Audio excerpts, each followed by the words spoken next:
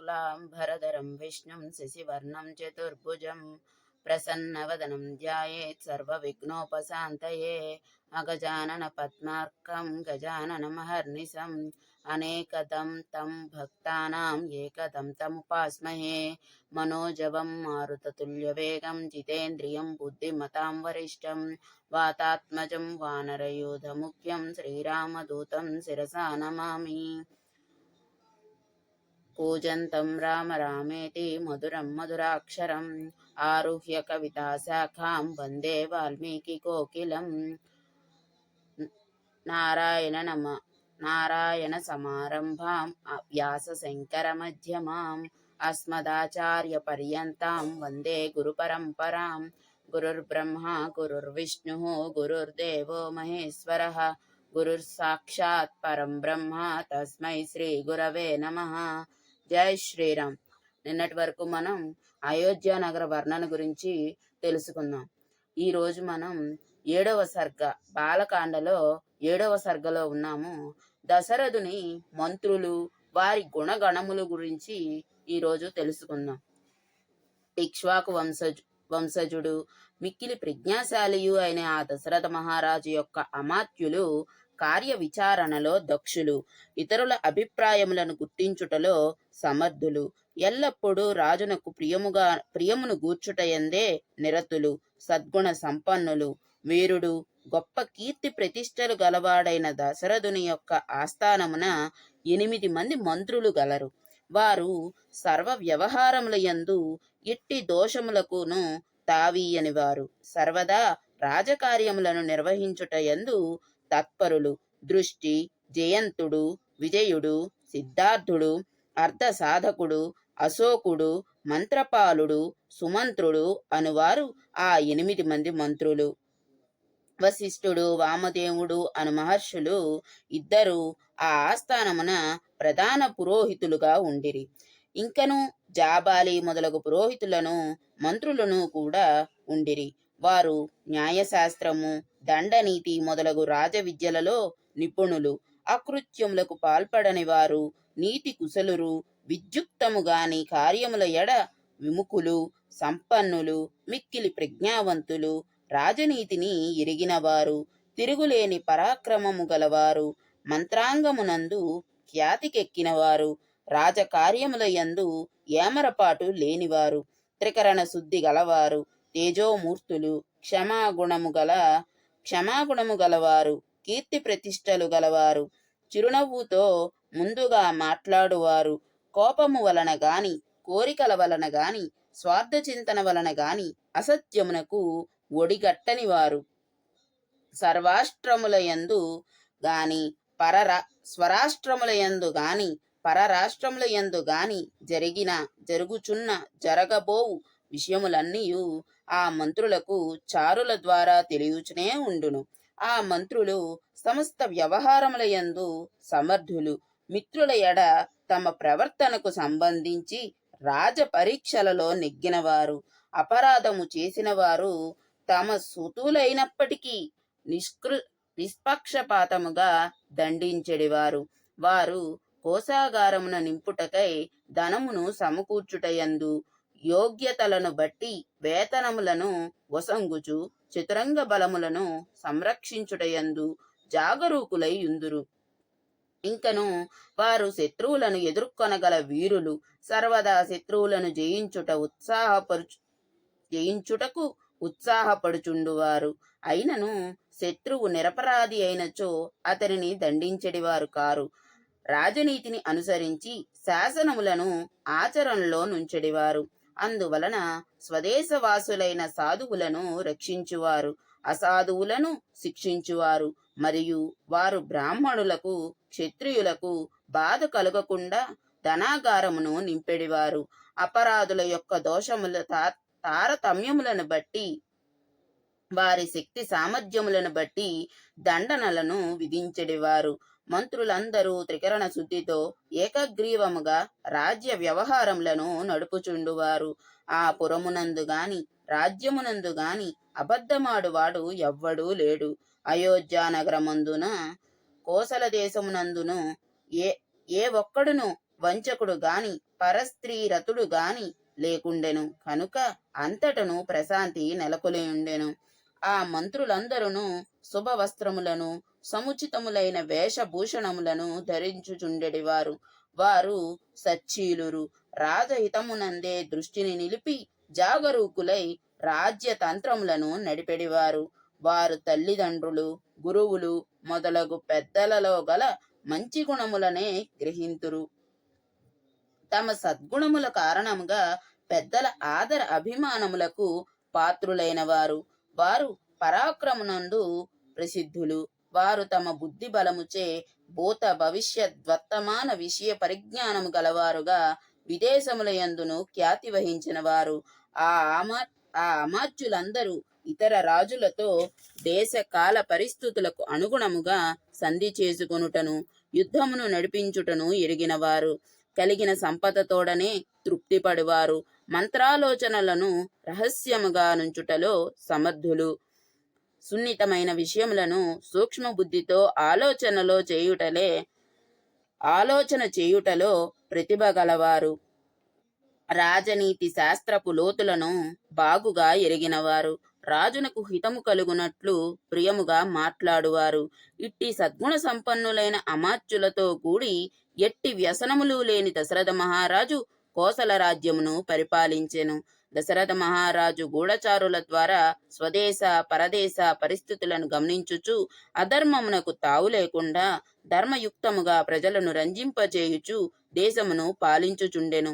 మహాదాతగా సత్యసంధుడుగా ముల్లోకముల యందును ఖ్యాతికెక్కినవాడై ఆ నరేంద్రుడు ఈ పృథివిని పరిపాలించుచుండెను. దశరథునకు పెక్కుమంది రాజులు మిత్రులుగా ఉండిరి. సామంతరాజులందరూ ఆయనకు పాదాక్రాంతులై ఉండిరి. అతడు తన ప్రతాపముచే క్షుద్రులైన శత్రువులనందరినీ రూపుమాపెను. శత్రువులలో ఆయన కంటే అధికుడు గాని ఆయనతో సమానుడు గాని ఎవ్వడు లేడు. ఇంద్రుడు దేవలోకమును వలె ఆ దశరథుడు ఈ భూలోకమును పరిపాలించుచుండెను. రాజునకు హితమును గూర్చుటకై తగిన విధముగా మంత్రాలోచనలు చేయుటకు నియమింపబడిన వారు ప్రభుభక్తి పరాయణులు, బుద్ధి కుశలురు, కార్యదక్షులను అయినట్టి మంత్రులతో కూడిన దశరథ మహారాజు తేజోమయములైన కిరణములతో ఒప్పుచున్న ఉదయభానుని వలె ప్రకాశించుచుండెను. 8వ సర్గము. దశరథుడు సంతానము లేనందుకు విచారపడుట, అశ్వమేధ యాగము చేయుటకు సంకల్పించుట. అన్నీ ఉన్నాయి గాని ఆయనకి సంతానము లేదుట. మంత్రులు మాట వింటారు, ప్రజలు మాట వింటారు, అందరూ అన్నీ చేస్తారు, అన్నీ ఉన్నాయి గాని ఆయనకి సంతానం లేదు. దాని గురించి ఆయన విచారించడం మొదలుపెట్టారు. ఏం జరిగిందనేది కథాభాగంలో తెలుసుకుందాం. ఇంతటి ప్రభావశాలియు ధర్మజ్ఞుడు మహాత్ముడు అయిన ఆ దశరథునకు వంశోద్ధారకుడైన పుత్రుడు లేకుండొచ్చే అతడు సంతానము కొరకై పరితపించుచుండెను. ఈ విధముగా చింతించుచున్న ఆ మహారాజునకు సంతాన ప్రాప్తికై అశ్వమేధ యాగము చేయుట యుక్తము గదా అను ఆలోచన తట్టెను. ప్రజ్ఞాశాలియు ధార్మికుడు అయిన ఆ మహారాజు మిక్కిలి బుద్ధి కుశలురైన మంత్రులనందరితో కూడి సమాలోచన చేసి యాగము చేయుటయే తగును అని నిశ్చయమునకు వచ్చెను. అంతట దశరథుడు పురోహితులతో కూడా గురువులందరినీ తోడ్కొని రమ్ము అని మంత్రి సత్తముడైన సుమంత్రుని ఆదేశించెను. పిమ్మట సుమంత్రుడు తక్షణమే త్వరగా వెళ్లి వేద పారంగతులైన సుయజ్ఞుని, వామదేవుని, జాబాలిని, కాశ్యపుని, పురోహిత ముఖ్యుడైన వశిష్ఠుని, అట్లే ఇతర బ్రాహ్మణోత్తములను రాజభవనమునకు తోడ్కొని వచ్చెను. ధార్మికోత్తముడైన దశరథ మహారాజు అతడికి విచ్చేసిన వశిష్ఠాది బ్రాహ్మణోత్తములందరినీ పూజించి ధర్మార్థ సహితములైన వచనములను మధురముగా ఇట్లు పలికెను. పుత్రులు లేనందున తపన పడుచున్న నాకు మనశ్శాంతి కరువైనది. అందులకై అశ్వమేధ యాగము చేయవలయునని నా సంకల్పము. అందువలన విధి విధానముగా యజ్ఞ దీక్షను గైకొనదలిచితిని. నేను కోరుకొనుచున్న ఈ అశ్వమేధ యాగము నిర్విఘ్నముగా కొనసాగు ఉపాయము ఆలోచింపుడు. వశిష్ఠుడు మొదలగు బ్రాహ్మణోత్తములందరూ రాజుగారి నోట వెలువడిన ఆ పలుకులకు బాగు అనుచు మిక్కిలి సంతోషించిరి. వారందరును పరమ ప్రీతులై దశరథునితో ఇట్లనిరి, యజ్ఞమునకు అవసరమైన యూపపాత్రాది ఉపకరణములన్నింటినీ తెప్పింపుడు, యజ్ఞాశ్వమును విడువుడు. ఓ రాజా, పుత్ర సంతానం కొరకై మీకు కలిగిన ఈ ధర్మ సంకల్పము ఉత్తమమైనది. కావున మీరు అభిలషించిన రీతిగా పుత్రులను బడయగలరు. దశరథుడు ఆ ద్విజోత్తముల అమృత వాక్కులను విని మిక్కిలి ప్రీతి చెందెను. పిమ్మట ఆ రాజు ఆనందాశ్రువులను రాల్చుచు అమాత్యులతో ఇట్లనెను, మా గురువులు ఆదేశించిన అధర్వుడు మా గురువులు ఆదేశించిన రీతిగా యజ్ఞమునకు వలయు వస్తువులను సమకూర్పుడు. ఆధ్వర్యుడు మొదలగు ఋత్విక్కులు వెంట నడుచుచుండగా సమర్థులైన యోధులచే రక్షింపబడు యజ్ఞాశ్వమును విడిచిపెట్టుడు. సరయూ నదికి ఉత్తర తీరమున యజ్ఞభూమిని సిద్ధపరచుడు. విఘ్న నివారకములైన శాంతి కార్యములను క్రమముగా శాస్త్రోక్తముగా జరిపింపుడు. ఈ అశ్వమేధ మహాయజ్ఞమును ఆచరించుటలో కష్టములు గాని అపచారములు గాని సంభవించు అవకాశమే లేకున్నచో సామాన్యులైన రాజులు అందరును ఈ యజ్ఞమును చేయుటకు పూనుకొనడివారే. విద్వాంసులైన బ్రహ్మ రాక్షసులు యజ్ఞ కార్యమునందలి దోషములు వెతుకుచుందురు. వారు యజ్ఞమును భంగపరచుటకు యత్నించుచుందురు. యజ్ఞము పాడైనచో కర్త వెంటనే నశించును.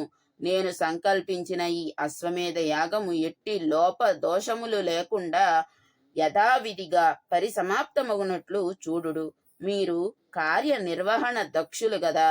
ఆ మంత్రులందరూ మహారాజు యొక్క ఆజ్ఞలు విని ఆయనను ప్రశంసించుచు ప్రభువులు ఆదేశించినట్లే చేయుదుము అని పలికిరి. ధర్మజ్ఞులైన ఆ బ్రాహ్మణులందరూ రాజును ఆశీర్వదించి ఆయన అనుజ్ఞను గైకొని తమ తమ నివాసములకు వెళ్ళిరి.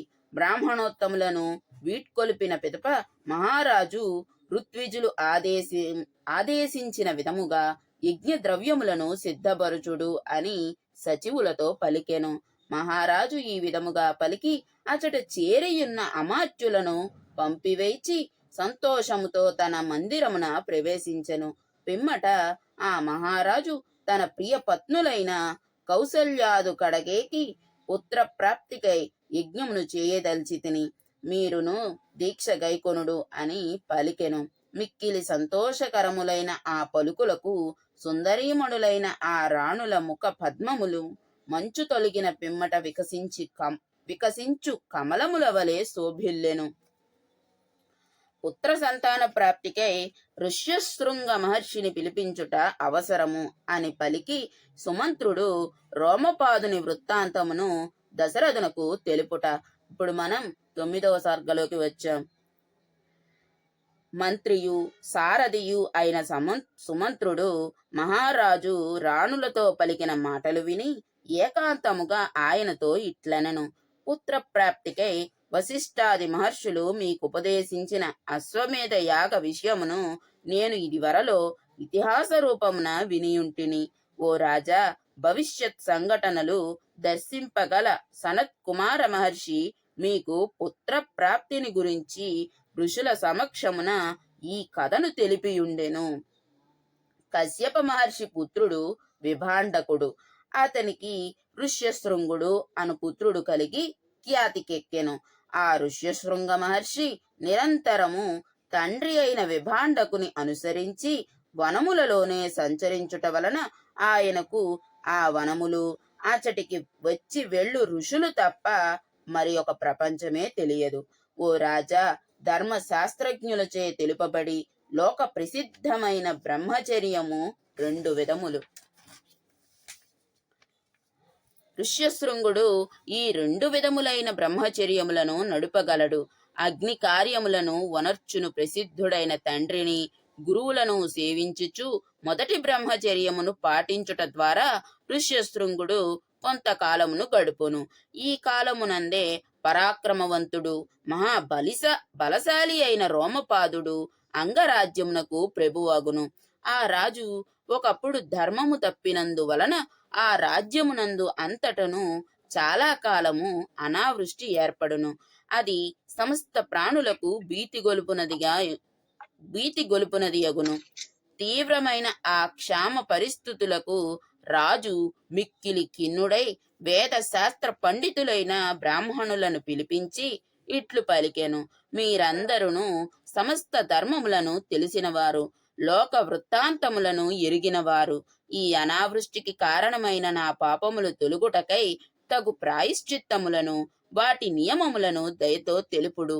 వేద పండితులైన ఆ బ్రాహ్మణులు ఇట్లు చెప్పెదరు: ఓ రాజా, విభాండకసుతుడైన ఋష్యశృంగ మహర్షిని ఏ విధముగానైనను ఇచటికి రప్పింపుడు. అట్లు ఋష్యశృంగుని పిలిపించి బాగుగా సత్కరించి ఆయనకు మీ కుమార్తె అయిన శాంతనిచ్చి నిర్విచారముగా వివాహము చేయుడు. అప్పుడు రాజు బ్రహ్మచర్య వ్రతనిష్టలోనున్న ఆ మహర్షిని ఇచ్చటికి రప్పించుట ఎట్లు అని ఆలోచనలో పడును. అంతట ధీమంతుడగు ఆ రాజు మంత్రులతో ఆలోచించి ఋష్యశృంగుని తీసుకొని వచ్చుటకై బ్రాహ్మణులను పంపుటయే తగును అని భావించి పురోహితుని మంత్రులను సత్కరించి పంపుటకు నిశ్చయించును. వారు రాజు మాటలను విని కలవరపడి వినమ్రులై, రాజా, విభాండక మహర్షి అనిన మాకు భయము, కావున మేము అచటికి వెళ్ళజాలము, కాని ఋష్యశృంగుని రప్పించు ఉపాయము తెలిపెదము అని రాజునకు నచ్చజెప్పెదరు. వారు ఆయనను తీసుకొని వచ్చుటకు తగిన ఉపాయములను ఆలోచించి ఆ రాజుతో ఇట్లు చెప్పెదరు: మనకు ఎట్టి దోషము అంటకుండా ఆ బ్రాహ్మణుని ఇచ్చటికి రప్పింతుము. అంతటా అంగరాజైన రోమపాదుడు గణికల ద్వారా ఋష్యశృంగుని రప్పించును. ఆయన రాకతో వర్షములు కురిసి అనావృష్టి తొలగును. అనంతరము రాజు తన కుమార్తె అయిన శాంతను ఆయనకు ఇచ్చి వివాహము జరిపించును. ఋష్యశృంగుడు మీకును అల్లుడే. ఆ పుణ్యాత్ముని రాకతో మీకు పుత్రులు కలుగుదురు. సనత్కుమారుడు తెలిపిన వృత్తాంతమునంతయు మీకు తెలిపితిని. అందులకు దశరథుడు సంతసించిన వాడై రోమపాదుడు ఋష్యశృంగుని అంగదేశమునకు రప్పించిన రీతిని వివరింపుము అని సుమంత్రునితో పలికెను. 10వ సర్గంలోకి వెళ్ళామండి. ఇప్పుడు మనం అంగదేశమునకు ఋష్యశృంగుని ఆగమనము. ఎక్కడికి రాని ఋష్యశృంగుని అంగదేశమునకు తీసుకొచ్చారట. ఎలా తీసుకొచ్చారు, ఆయనకి శాంతాదేవినిచ్చి వివాహం ఎలా జరిపించారు అనే వృత్తాంతం చదువుకుంటున్నాం. రాజు కోరికపై సుమంత్రుడు ఇట్లు చెప్పదొడంగెను: మహారాజా, రోమపాదుని మంత్రులు ఋష్యశృంగుని రప్పింపున రీతిని తెలిపెదను వినుడు. అమాత్యులతో కూడియున్న పురోహితుడు రోమపాదునితో ఇట్లనెను: మేము తెలిపిన ఈ ఉపాయము వలన ఎట్టి అపాయము జరగదు. ఋష్యశృంగుడు వనమున నివసించువాడు.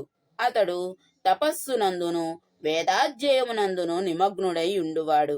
అతడు స్త్రీల స్వరూపములను గూర్చి గాని ఇంద్రియ సుఖములను గూర్చి గాని ఎరగడు.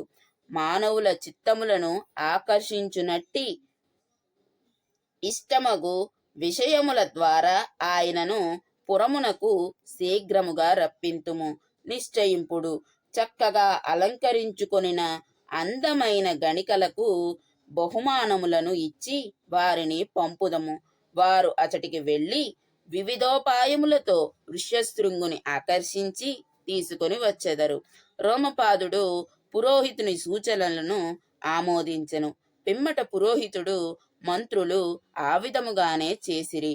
వారి ఆదేశముల ప్రకారము వారాంగనలను ఆ మహావనమున ప్రవేశించిరి.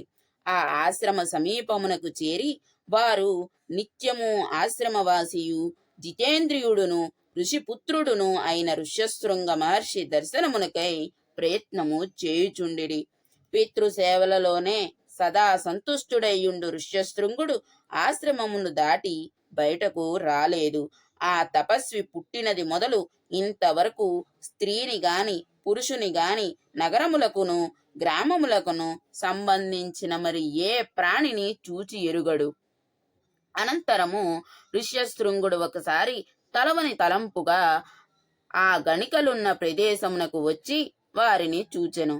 చిత్ర విచిత్రములైన వేషములను ధరించియున్న ఆ సుందరీమణులందరూ మధుర స్వరములతో గానము చేయుచు ఋషిపుత్రుని సమీపించి ఇట్లు పలికిరి: ఓ బ్రాహ్మణోత్తమ, నీవు ఎవరు? ఎవరి కుమారుడవు? ఇచ్చట ఉండుటకు కారణమేమి? ఈ నిర్జనమైన ఘోరారణ్యమున ఒంటరిగా సంచరించుటకు హేతువేమి? తెలుపుము, మేము వినగోరుచున్నాము. ఆ ఋష్యశృంగుడు ఇదివరలో ఎన్నడును అట్టి ఆకర్షణీయములైన రూపముల గల స్త్రీలను చూచి ఎరుగడు. కనుక వారిని చూచిన సంతోషములో తన తండ్రిని గూర్చి వారితో చెప్పదలచెను. మా తండ్రి విభాండక మహర్షి, నేను ఆయన యొక్క ఔరస పుత్రుడను. నా పేరు ఋష్యశృంగుడు. ఈ వనమున నా తపోజీవనము సుప్రసిద్ధము. ఓ సౌందర్యమూర్తులారా, ఇదిగో ఈ సమీపముననే మా ఆశ్రమము కలదు. ఈ ఆశ్రమమున విధి విధానముగా మీ అందరినీ పూజింతును. కనుక మా ఆశ్రమమునకు విచ్చేయుడు. ఆయన వచనములు విని వారందరికిని ఆశ్రమమును చూడవలెనని బుద్ధి పుట్టెను. అంతట వారు ఆయనతో కూడి ఆశ్రమమునకు వెళ్ళిరి. ఆశ్రమమునకు విచ్చేసిన వారందరికీ అతడు అర్ఘ్యపాద్యములను కందమూల ఫలములను సమర్పించి వారిని ఆదరించెను. వారు ఆయనతో సల్లాపములొనర్చుటకు ఉత్సాహపడుచున్న వారై ఆయన పూజలను స్వీకరించిరి. పిదప అచటికి విభాండకముని వచ్చునను భయముతో శీఘ్రముగా అచటి నుండి వెళ్ళిపోదలచితిరి. ఓ ద్విజోత్తమ, మేము వసంగుచున్న ముఖ్యములైన ఈ ఫలములను కూడా స్వీకరింపుడు, నీకు మేలు జరుగును. ఆలసింపక ఆరగింపుడు. పిదప వారందరూ ఆయనను కౌగిలించుకొని మిక్కిలి ఆనందించిరి. మధురములైన లడ్డూలను వివిధములగు భక్ష్యములను సమర్పించిరి.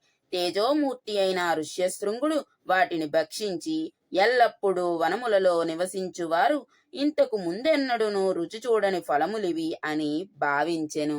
ఆ గణికలు విభాండక మహర్షి ఏ క్షణములో వచ్చి పడునోయని భయపడుచున్నవారై, మేము ఒక వ్రతమును ఆచరింపవలసి ఉన్నది అని చెప్పి ఋష్యశృంగుని నుండి సెలవు గైకొని ఆ సాకుతో వారు ఆ ఆశ్రమము నుండి వెళ్ళసాగిరి.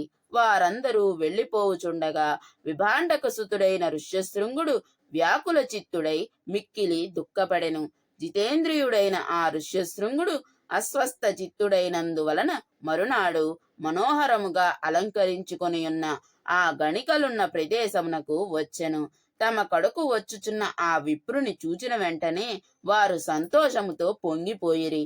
పిమ్మట ఆయనను సమీపించి వారు అందరును ఇట్లు పలికిరి: ఓ మహాత్మా, మా ఆశ్రమమునకు విచ్చేయుము. అచట ఇచ్చటి కంటేనూ ఘనముగా మీకు సత్కారము జరుగును అని వారు ఆయనతో పలికిరి.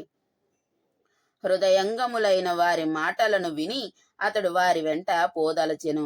ఆ వారాంగనలు ఆయనను తమ వెంట తీసుకుని అంగదేశమునకు వెళ్ళిరి. మహాత్ముడైన ఆ బ్రాహ్మణోత్తముడు అంగదేశమున కాలు మోపినంతనే వరుణదేవుడు లోకమునకు ఆహ్లాదము గూర్చును. వర్షము కురిపించెను. అంతట రోమపాద మహారాజు తన దేశమునకు వర్షమును తీసుకొచ్చిన మునికి ఎదురేగి భూమిపై సాగిలపడి వినమ్రతతో నమస్కరించెను. ఆ రాజు భక్తి శ్రద్ధలతో ఆ మునికి అర్ఘ్యపాద్యాదులను సమర్పించెను. పిమ్మట, ఓ మునీశ్వర, వారాంగనల ద్వారా ఆకర్షించి మిమ్ము ఇక్కడికి రప్పించినందులకు ఆగ్రహపడక మమ్ము అనుగ్రహింపుడు అని రాజు ఋష్యశృంగుని వేడుకొనెను. మునితో కూడా అంతఃపురమున ప్రవేశించిన పిదప ఆ రోమపాదుడు ప్రసన్న మనస్కుడై తన కూతురైన శాంతను ఆయనకిచ్చి యథావిధిగా వివాహమునర్చి ఆనందభరితుడాయను. మహా తేజస్శాలి అయిన ఆ ఋష్యశృంగ మహర్షి గౌరవాదరములను అందుకొనుచు భార్య అయిన శాంతతో కూడి రాజాంతఃపురమున సర్వసుఖములతో నివసింపసాగెను. ఆ తర్వాత ఏం జరిగింది? ఆ ఋష్యశృంగ మహర్షి అయోధ్యకు ఎలా వచ్చారు, ఆయన్ని ఏ విధంగా తీసుకువచ్చారు అనే కథా విశేషాన్ని మనం రేపు చదువుకుందాం. సర్వం శ్రీరామచంద్రమూర్తి పాదారవిందార్పణమస్తు. స్వస్తి.